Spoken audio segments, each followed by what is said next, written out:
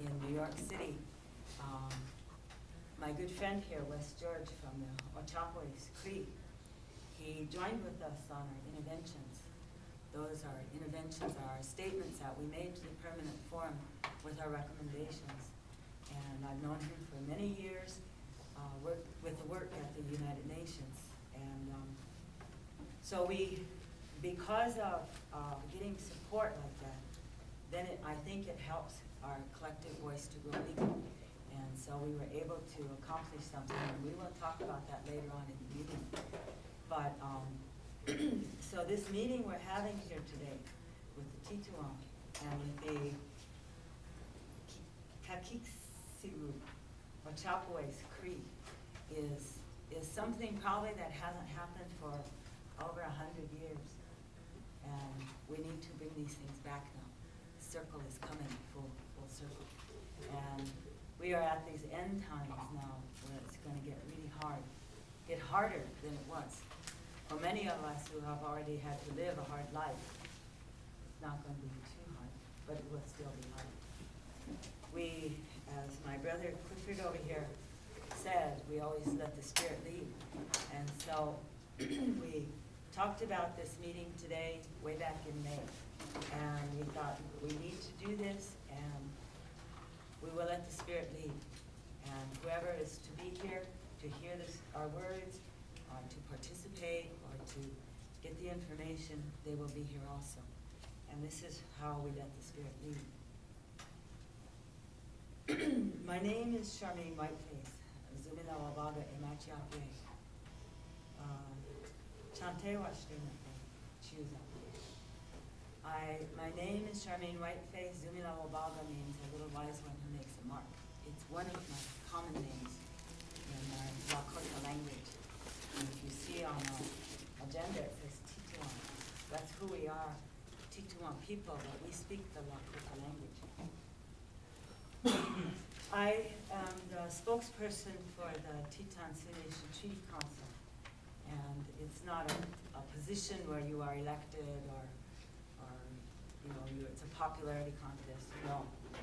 I was chosen by my elders years ago to take over once my relative Tony Blackfeather, who was a spokesperson then, could no longer do this duty. And so then I have been doing it since then. I'm going to explain just a little bit so that all of our relatives, our friends who are here, can understand what we mean and why we are here. I am also a Katela.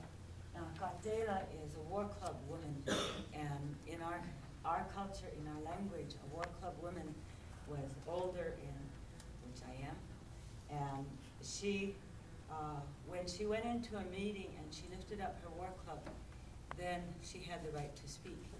And as I am the spokesperson, then I also had to go through the ceremony for the Katela so that everyone will know I traditionally have the right to speak to. This over here, these are symbols of who we are, part of our symbol of who we are, just a part. That staff over there, we didn't have flags, we had staffs. That staff is representative of the Tituan people, and it has the 7 bands. The eagle feathers represent the 7 bands. The red represents life, that we will have life. The 7 bands of the Tituan will always have life. And so that is a symbol of the Tituan people. The spear also has a buffalo on it. It has horse hair. This is also who we are, buffalo people, horse people. And how we it stands for our warriors, many strong warriors we have, including my brother here. And usually when we have a big ceremony, then we walk in with different ones carrying the symbols for the Tituan Nation, Oyate, the Tituan Nation. Now we are a sub-nation of the Great Sioux Nation. The Great Sioux Nation was made up of 7 sub-nations, and we are only one, the Tituan are one. But we were a very huge sub-nation. The name means the dwellers on the plains. We lived on the plains and we lived with the buffalo. And so that's why our staff is the buffalo fur. Also has the sacred colors that we follow. And this is a, excuse me, this is a little bit of who we are, the Teton people. We were the ones that had the last treaty. Really, it was more Teton people than anybody that had the last treaty with the United States, the 1868 treaty. And on March 3rd, 1871 was when our treaty was really firmly adopted by federal law. According to federal law, treaties made before 1871 would not be abrogated or changed. And as you all know, they put us on prisoner of war camps so they could come in and take the gold in the Black Hills, and then ultimately all the other gifts that the Creator has here. And so we continue to go to the United Nations, to the family of nations, asking for help because we are so small now as a nation.